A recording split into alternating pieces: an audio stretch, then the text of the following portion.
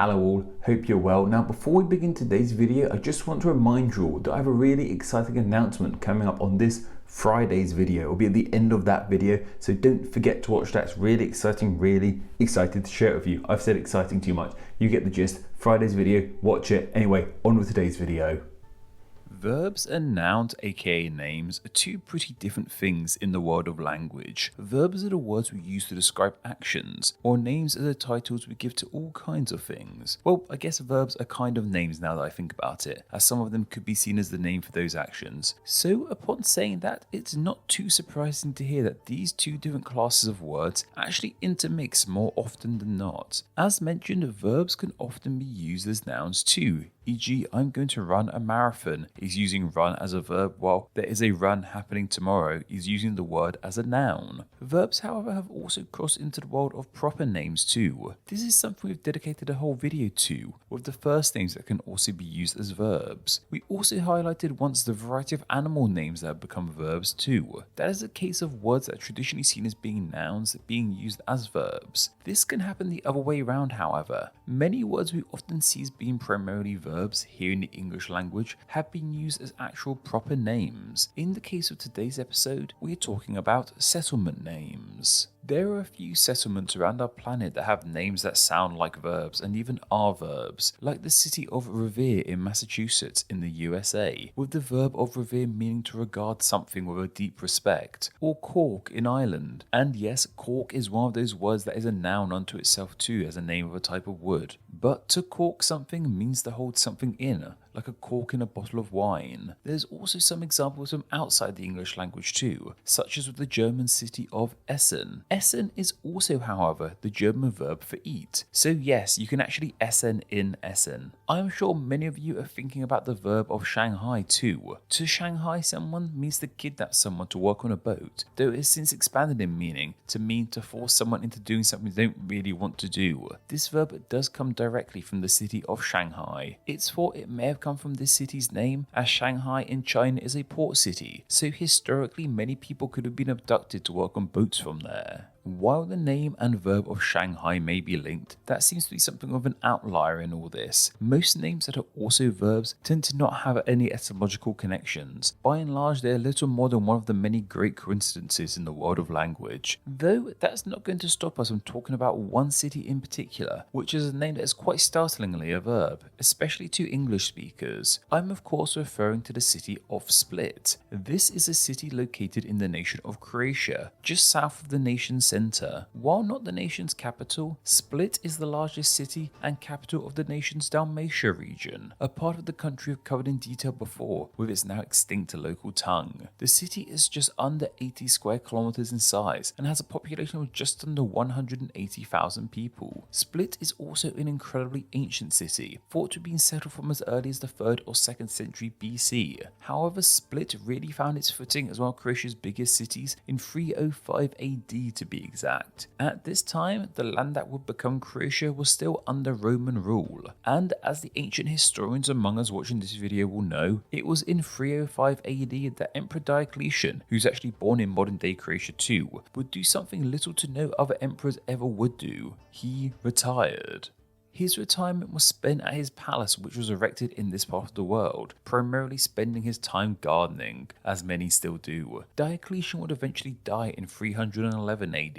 However, his palace remained, with what became the city of Split growing around it. And to this day, Diocletian's palace is still one of Split's leading tourist attractions. Also, shameless plug alert, me and my co-host Paul have actually been covering Diocletian's rule of Rome extensively in our podcast AD History. Also, yeah, if you didn't know, I run a history podcast called AD History, where we are covering the world of history from 1 AD to now, decade by decade. It's a huge undertaking, that's for sure, but every step of the journey has been fascinating. We just wrapped up the 3rd century, so Diocletian has played a really central role in our journey at the moment. I don't talk too much about it here, but please do go give it a listen. It's a really fun time.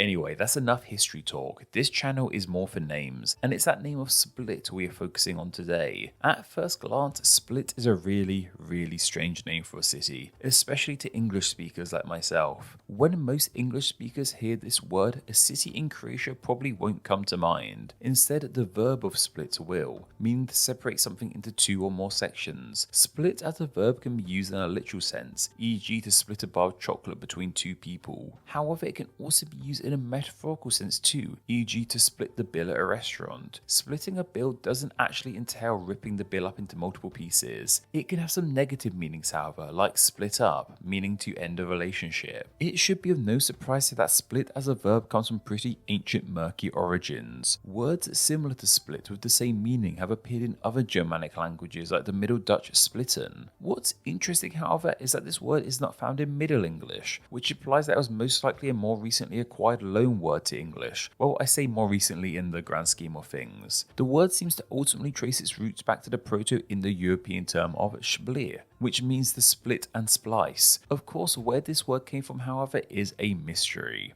This Proto-Indo-European word, however, is also thought to be the precursor to the word flint, as in the kind of rock known for helping start fires. Perhaps they come from similar roots, as this kind of rock was split up into smaller pieces in the fire-making process. Whatever the case, split is definitely one of those ancient words that has seemingly always just been, in one form or another. That brings us back to the city of Split in Croatia. Why does it have that name? Was the city founded on some large ravine or crevasse, e.g. a large split in the ground? Or perhaps it's a tale from history. Maybe there were once a wealthy ruling couple here, and when they divorced, one of them got the city in the separation, with the city being named after this split. Well, as fun as those ideas would be, they of course aren't the case. As with most cities with names that are also verbs, this is just another coincidence. The verb of split and the city name Split have no etymological ties. This really should come of no surprise however. Croatian is a very different language to English, and their word for the verb of split is different to ours, being podjela. Of course, the city isn't called this in Croatian, still maintaining that name of Split in its native tongue. However, this is a part of the world that is being ruled by a variety of different people with different languages. Of course, for a long time, it was Roman territory, meaning the place had a Latin name, which was Spalatum/Aspalatum. Once Rome fell and the Middle Ages began, other languages shaped this name in a variety of ways. During the Middle Ages, the city was called things like Spalathum and Aspalathum, the major difference here from the Latin name being that additional H, and in its native Dalmatian the city acquired the name of Spalatro, while it was actually the city's Italian name that became its most popular for some time, that being Spalato. Spalato seems to have been the city's name to the wider world for quite some time. It was only in the 19th century that its Croatian name of Split, which is also seen spelt as S-P-L-J-E-T sometimes, came into popularity and was solidified as the city's actual name with the formation of Yugoslavia. I imagine Yugoslavia wanted this Slavic name as opposed to the Romance name of Spalato, as Yugoslavia was a combination of a large variety of Slavic-speaking places, so it would be strange if one of the cities had an Italian name. We've seen places change their native names in the past in other parts of the world too, usually as a tactic to raise national pride of some sort. I imagine that was the case here too.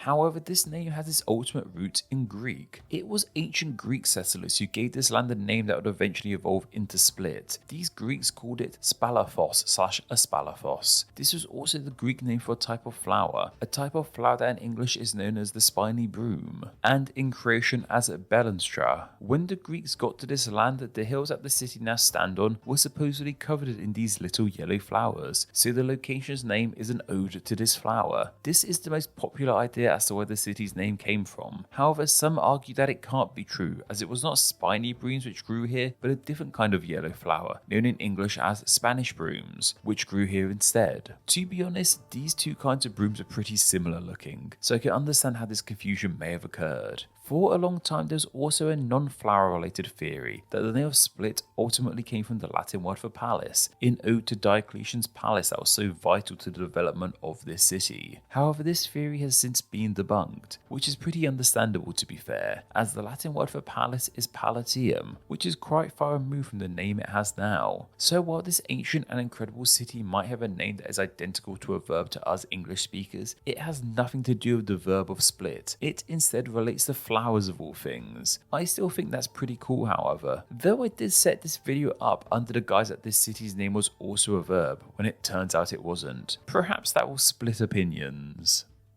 Split was suggested by Randy Van Halen, and thanks to their suggestion, they will now be honoured as Name Explain's patron saint of Split. Do you have a good idea for somewhere that's name could be covered in a Name Explain video? If so, then please consider donating on Patreon. Just $1 a month helps keep the channel running and earns you a weekly chance to suggest somewhere to be turned into a video, and you too could be a Name Explain Patreon saint.